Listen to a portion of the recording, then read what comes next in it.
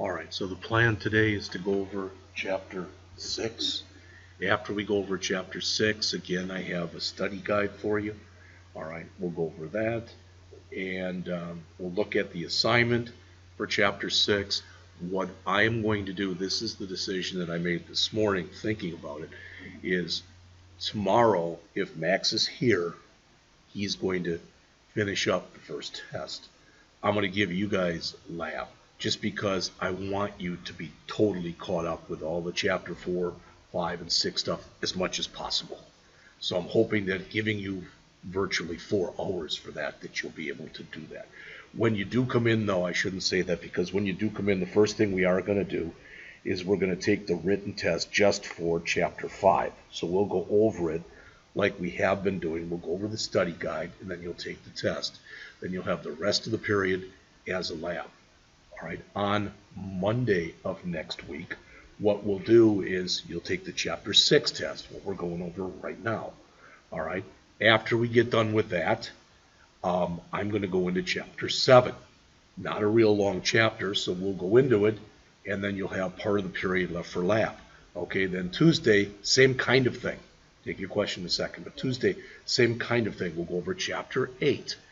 And again, not a real long chapter. And the rest of the period will be lab.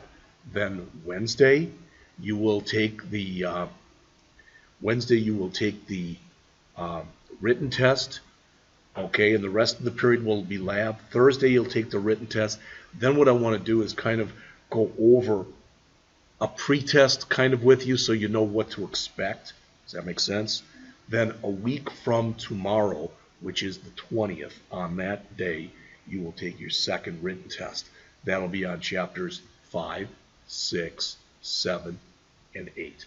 I'm going to try to minimize the amount of typing you have to do with that. Questions on any of that? Okay, so I'm not going to be on the 16th on that Monday. Okay. All right, well then take your test the next morning. That's fine. And again, just like I am right now. Now, yesterday was weird. This is the second time it's happened in probably 6,000 videos. I got done taping it. It was totally empty. There was nothing there from the lecture I did yesterday. So I re-recorded it this morning, all right, when I got in here at 5:30. So it will be out there. I've got it done. Right? It was the same material that you guys had. But the reason I'm saying that is I'm hoping that doesn't happen today. All right, because I don't want to have to re-record this tomorrow. It's not. I mean, what I do is I go over the PowerPoints. They're actually out there on my YouTube channel. There are PowerPoints for this book, and I've done lectures on all those. They're out there for this class on the YouTube channel. All right, but I don't like to do the same lecture twice, especially in 2 days if I can help it. So let's get into Chapter 6. How to use CSS for page layout. Look on the screen, please. What we're going to talk about in here more than anything else is 2-column layout and 3-column layout. All right. Now, you already know one way of doing 3-column layout because we did that the other day, right? All right. Literally, you just set up 3 divs. All right. And you made each div 33 1/3%. So each one took up 1/3.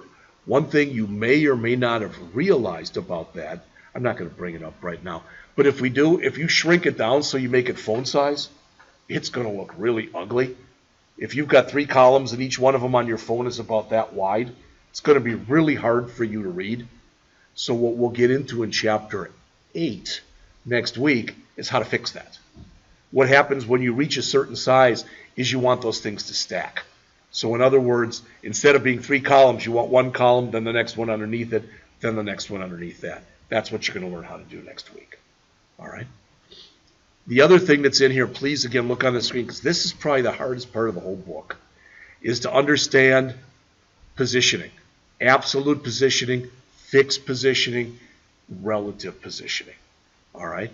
And it probably won't make a lot of sense. If you haven't been reading the book, I'd strongly suggest you read this chapter, because it's not. Got it in the mail. Okay. I'm just saying, no, it's not that easy, the information that's in here. So, one thing we have talked about, you've seen it, but now you're going to really, really hear about it, is floating. Okay? Now, I want you to understand this. It'll almost sound like, what? But I just want to make sure you understand it. Floating is out there. There are literally millions of websites that float left, float right, etc. That said, nobody does it anymore because there's a new way of doing it. You can use grid or you can use flex that we talk about in like chapters 11 and 12, something like that. But there's still millions of sites out there and people aren't changing them. You know, have you ever heard that saying, if it ain't broke, don't fix it? Yeah.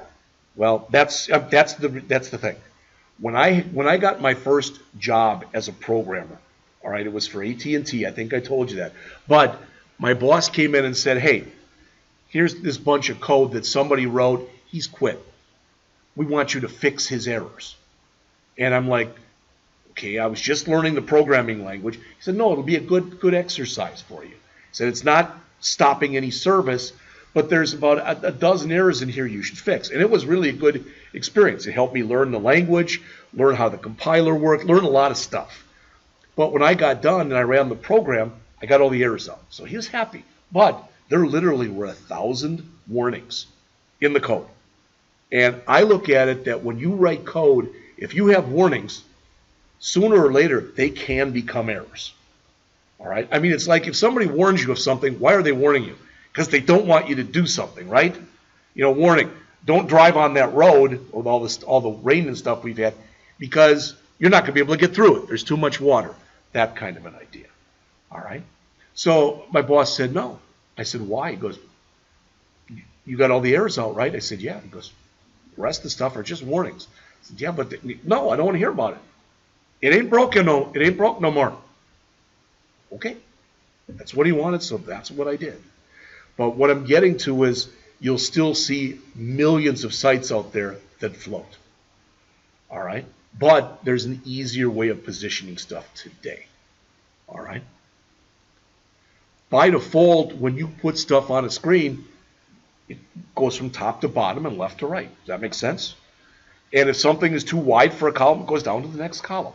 So if I typed in a paragraph with 1,000 words in it, they wouldn't all fit on one line. That should make sense to you. Even with probably a really humongous screen, they wouldn't fit on one line. All right? So it'll go down to the next line. All right. This is something new. Look on the screen, please.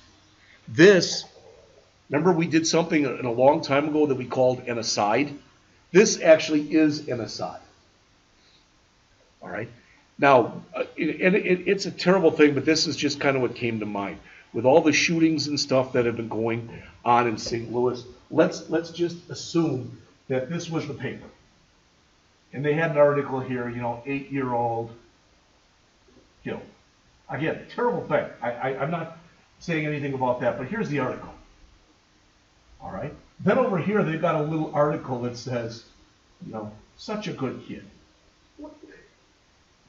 And they've got where their parents and grandparents, etc. Have you ever seen something like that in the paper? All right? Okay. This article really is kind of about this article, right? But this thing could have existed without this. Would you agree with that? Mm-hmm. That's called an aside. They got it from the newspapers. I know that because I used to be a reporter, and I'd write asides at times. All right? I'd have to write an article. So one time they told me, they said, we want you to cover this art show. Went to the art show. Literally, it was 105 degrees. All right? It was an outdoor art show. Okay? And I said, how many people are going to be there? And he goes, from what I hear, 200. There were 9. Huh. And more than half of them were the artists. No one came because it was so hot. So I called my boss, and I said, there's 9 people here, and 5 of them are artists. There's 10. I'm one of them. And he said, don't make up news. You find some. So I did this little thing on the show itself. But then I did a thing on how the heat was affecting artwork, etc. That became my aside. So I had both an article and an aside. All right? So the reason that I'm telling you that, no, I don't want to waste my time. I don't want to waste your time. But if you look on the screen, that's the aside. Now, that's not a great example because typically your main article will take up a lot more room than this. It'll be several paragraphs. And the aside may be longer too. But you get the idea. Okay. So when we look at this, notice what we have here. All right? We've got what? Notice the first thing that's here says aside. We wrote that first. Wait a minute, this should be first. Doesn't have to be. All right? So we wrote the aside first. The luncheon starts in 15 minutes. So there it is. Then we wrote the main. Welcome to this, that's this. So why did that work? Because notice with the aside, we said for it to float to the right, which automatically pushed it over to the right. Not only did we tell it to float to the right, we told it to have, you know how to read this now, or you should, we told it to have no margin on the top. We told it to have 20 pixels of margin on the left, on the right and on the left. We told it to have 10 pixels of margin on the bottom. All right? But the key thing is this, float right. All right? So what happened was the next thing that came in here, main, said, oh, you're floated to the right. I'll try to take up what's left in here. Does that make sense? All right? In a nutshell, that's what floating is. So look on the bottom of the screen. When you float an element to the right or left, the content that follows flows around it as best it can. Now, look on the screen, please. If I had a humongous picture right here, do you think that it would have gone right there? There wouldn't, if there's not room for it. But guess where it would have gone? Look on the screen, please. It would have gone down here because it's still floated to the right. See what I'm saying? So you'd have this big empty area in here, which probably would look pretty ugly. All right. Now, when you want to stop floating, by default, when you tell something to float, everything keeps floating and floating and floating and floating and floating until you tell it to stop. So how do you tell it to stop? Look on the screen again. See this? That turns floating off. Clear both. Okay? Now, if all you did here was float right, like we did, we could have said clear right. But literally 100% of the time, to turn off floating, people write clear both. Just like that. Or you create your own class. Usually you'll see, instead of it written like this, it'll look like this. It'll be a class that's called ClearFix, and it'll say clear both. That's exactly what it'll look like. So then what we would have is up here, before our footer, we'd have this. Div, class, equal, ClearFix, div. That would turn it off. All right. The reason I'm showing you that, you can copy it down, you don't have to. You're going to eventually have to do this on either tests or assignments. All right. So does what's going on there make sense? Yes? So that said, because originally we had a float right, that's why our aside came over here. Then we put in some text. If we didn't do this, our footer would be there. Does that make sense? Because it'd still be floating right. All right? And if you look up on the screen here, oh, where is it? There it is. Is the footer floated right? No. It's floated left. Why? Because we cleared it. All right? And like I said, you're going to have to, that's just one of those things you're going to have to get used to doing, for lack of better words. All right. All right. Again, if the clear property for the footer isn't set, it will flow into the space beside the floated element, so it'll become over here. That's exactly what the authors say. All right. How to use float in a 2-column fixed layout. What's the key word here? This. A fixed layout is designed to be the same size regardless of where you're looking at it. Okay?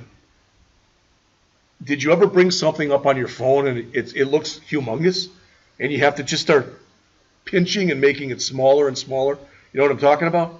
What that's saying is it came up in a fixed size. So you're making it smaller and smaller and smaller. That's why if you're developing for mobile, so for a tablet and a phone, and for a desktop or laptop, you don't do that. You don't use pixels. You don't have a fixed width. You've got a relative width, and you use percentages. All right? So there's a 2-column format. See the picture? Notice the header and the footer take up the entire area. See that? And then you've got main content and an aside. This can be as wide as you want. This could be 90%, that 10%, if that's what you wanted. All right? Also, sometimes the aside will be over here. It doesn't matter. You can flip it. That's no big thing. But it's like I gave you the example. You know, with the girl killed in fire, she was such a good kid type of an idea. That's the aside. All right? And the header, notice they're showing them both left justified. They could be centered. They could be right. They could be whatever you want them to be. All right? One of the things that we're going to start doing, and I want to make sure, Max is coming back and everything, but I'm going to ask, not starting next week, but starting after that.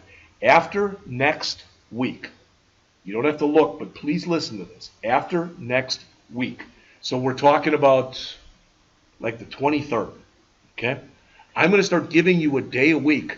I'm going to want you to build your own website that's going to be using the stuff that we've gone over so far. Okay? It'll be an extra assignment. And I'm not sure what it'll be yet. I've been looking at a few different things. I'll come up with something by that time. But I'm going to give you probably a day a week to work on that. All right? That doesn't mean, oh, great. You know what? That means that's a day I don't have to come. Don't do that. All right? Because it's going to be an assignment that's worth points. And if you get 4 hours to work on it, ideally you can get most of it done. All right? So when you look right here is how this is set up. Notice, again, fixed width columns. So what do we have here? Look, 962. See that? See this 962 right here in yellow? Does that make sense? That's how wide this is. Not the stuff in cream, but that's how wide this is. Does that make sense? All right. Then we've got what? Main is 600. So that's this. All right. And we've got the aside is 360. That's this. Now the whole thing is 962. Do the math. 962, 600, 360. 600 plus 360 is 960. That's 962. Usually you give a little bit of extra space because when you jam stuff together, it can look really ugly otherwise.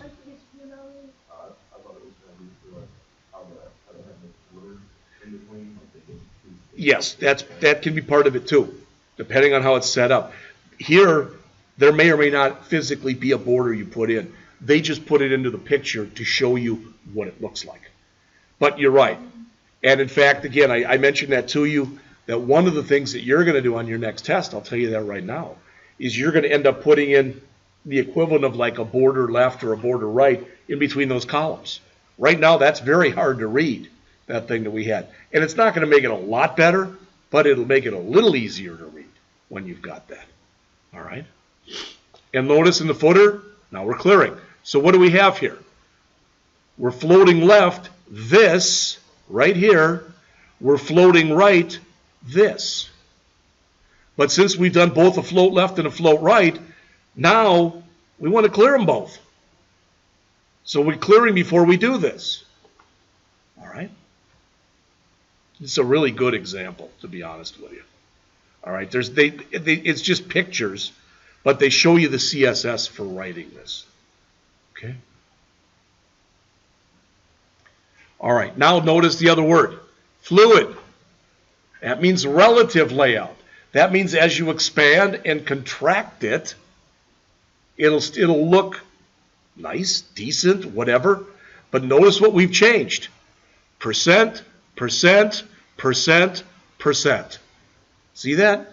Look at the picture. They don't look any different, but as you start to make your browser smaller, then the main content's going to shrink. The aside's going to go down below the main content. Does that make sense? Mm-hmm. That's what you typically will see on your phone. All right? So again, the idea when you see fluid or you see relative, you're using percentages. All right? So that says we want the width of this thing to be 90%. It's 90% regardless of whether I'm looking at it on a desktop, a laptop, a tablet, or a phone. Period. Use 90%. But out of that 90%, main should use 66% or 2/3. All right, the aside should use 33% or 1/3. And what we'll get into in Chapter 8 is when it reaches a certain point that's called a break point, then stack them. All right, that's what you're going to learn next week. So the author says here the benefit of using fluid column sizes is as the size of the page is adjusted, it'll fit and it'll look better, more professional in the browser. All right, and believe me, there are tons of sites that don't do that. All right, there are certain sites that I look at on my phone that, how do I look at them? I end up turning it so that it's not portrait anymore. I make it landscape because that's the only way I can look at it where it makes some sense. It says the disadvantage is when you change the size of the columns and you start stacking and whatever, the rest of the page can start looking funky. So what you're going to learn next week is how to do this and what to change and how to change it. All right? Well, not only can you have 2 columns, you can have 3. Maybe you've got 2 sidebars. Maybe you had that story about in the middle about the girl who was killed. She was such a good kid. And then maybe on the left there's a story about one of the firefighters. It's such a dark choice. Hey, I mean, I watched the news. The other day I watched it. What is the news? 30 minutes, 35 minutes. The first 8 minutes were all on murders and killings and death. That was the first quarter of the news. That was all it was. That it was. You know, and with, I don't know if you saw that thing, but they actually showed it on TV at least maybe a couple weeks or a month ago. There were 2 guys. They were both in cars, and one of them was standing up through the sunroof, and he was shooting.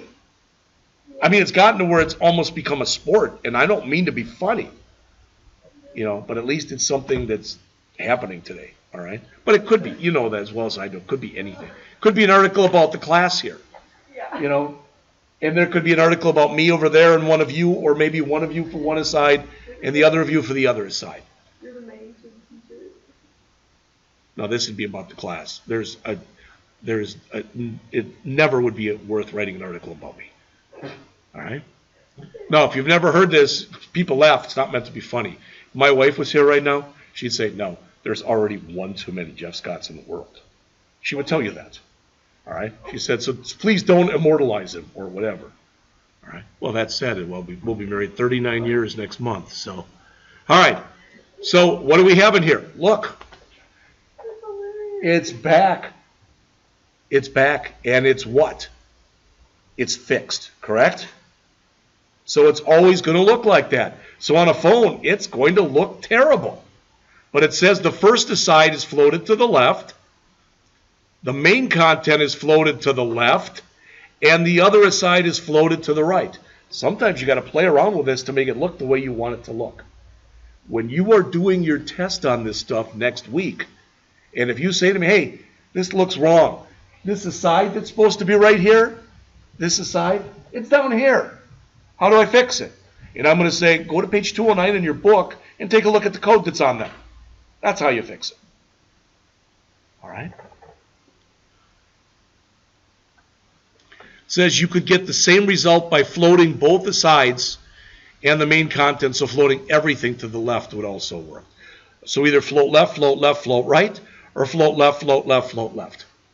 All right? So why would you use one as opposed to the other? Typically, when you do that, it's a design decision. All right? You look at it, but then what you want to do is you want to look at it on different browsers. All right? I think I showed you this before, but I want to make sure that I do show it to you. Again, I'm not saying anything about this site. This is a site, again, that one of my students wrote. All right? And he wrote it. Whoops. Oh, what happened? Well, that isn't good. Wow.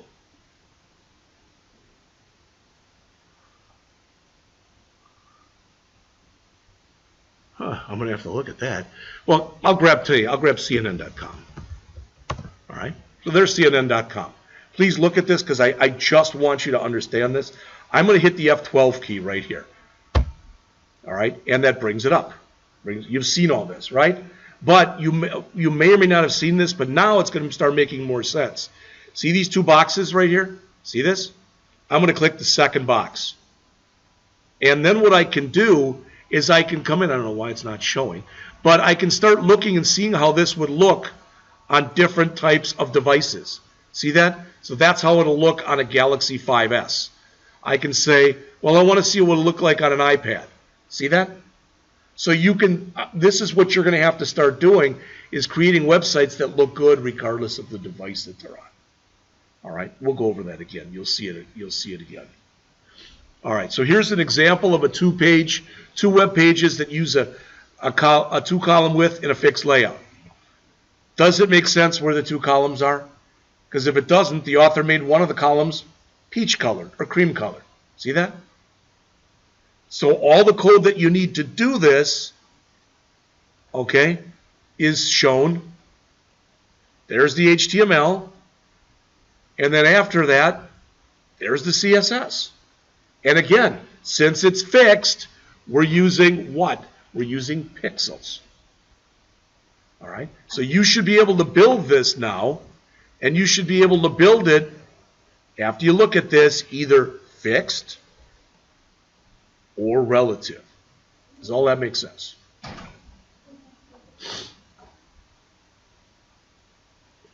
So again, there's the CSS. It's explained in a lot of depth. No, I'm not explaining it. All right. Here's another page. It says this is a page that's displayed if you click the fourth link. It's a speaker page.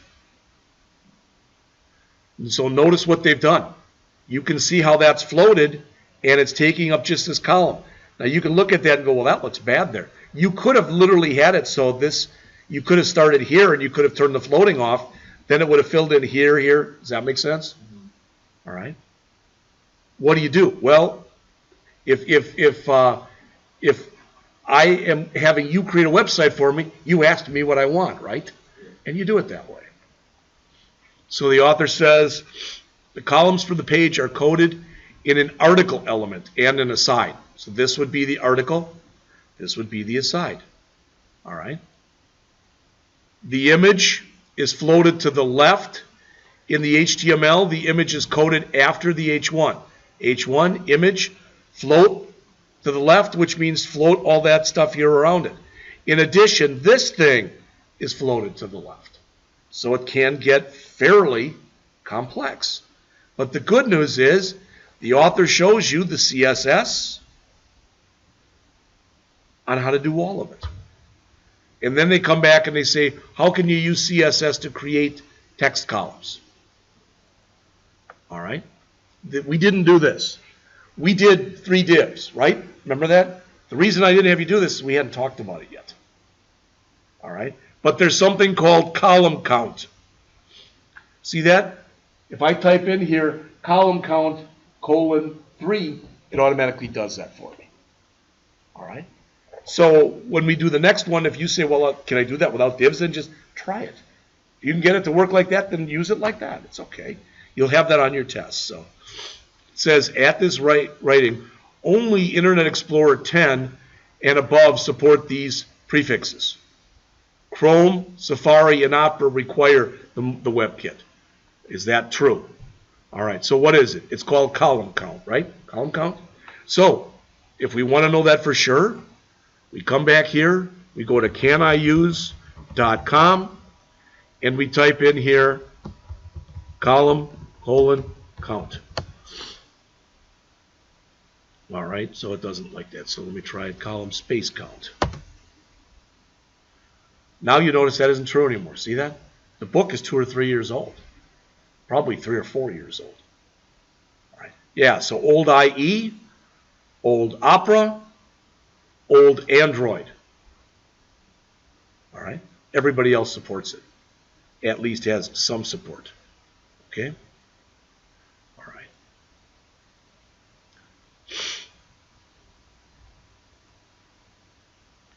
A 2-column web page with a 2-column article. See that?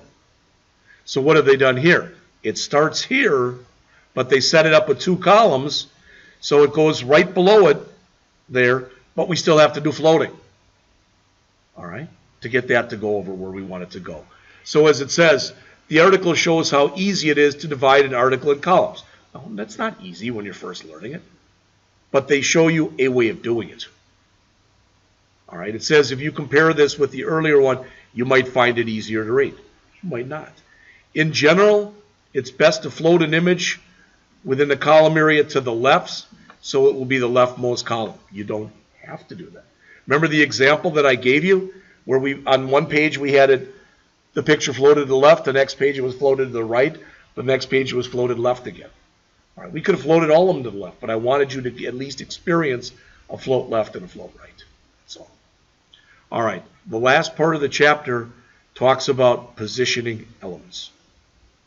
All right, and it says there's 4 ways to position.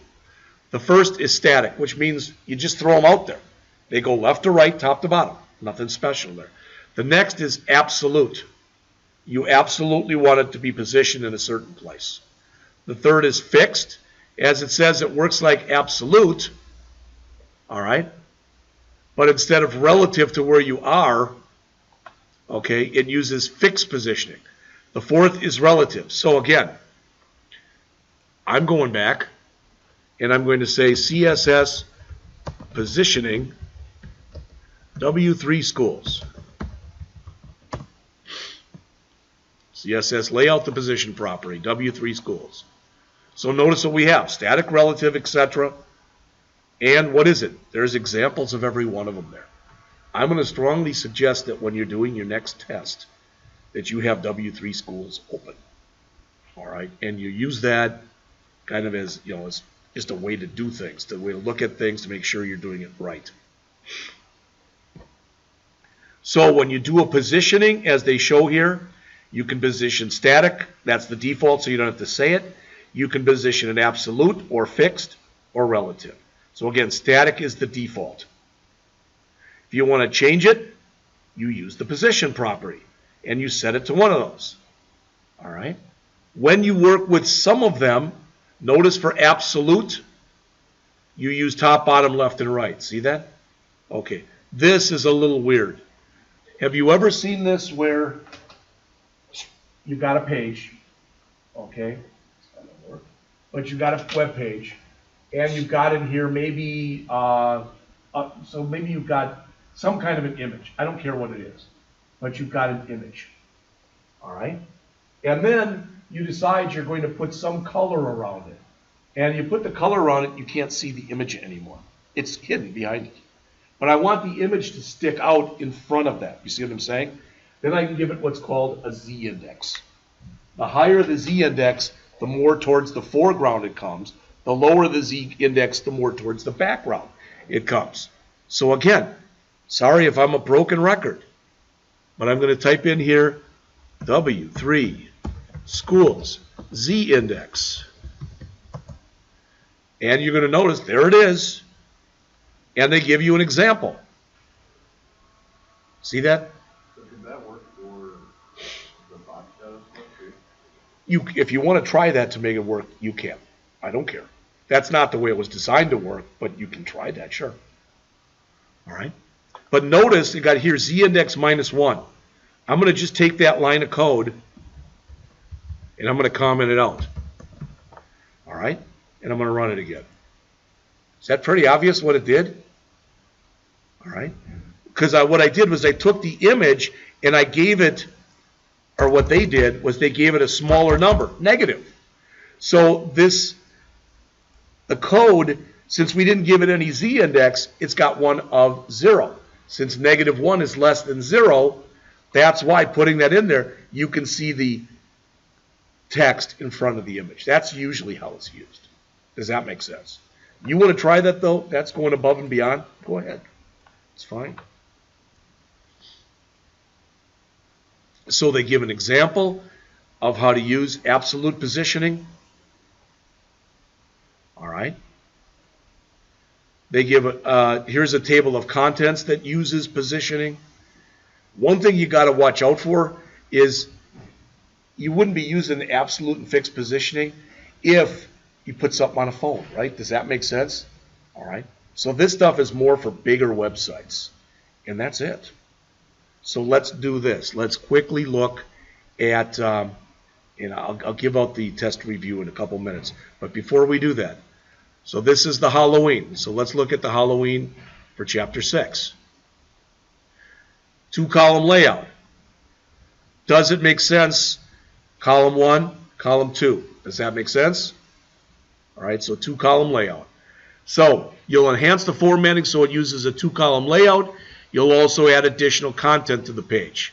I don't believe right now you've got this product of the week thing in here. So you're going to add that. Again, 4 things. That's it. So you're going to come in, move the unordered list to a sidebar. This currently appears on the bottom, but you're going to put it in there as an aside. So it moves from down here to over here. All right. They tell you the width you should use. All right.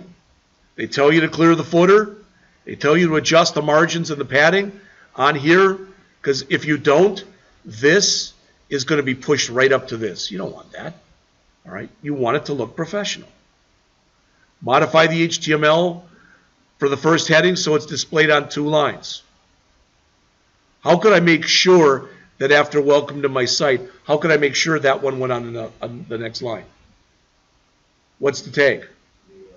Yeah, that's one way you do it, yeah.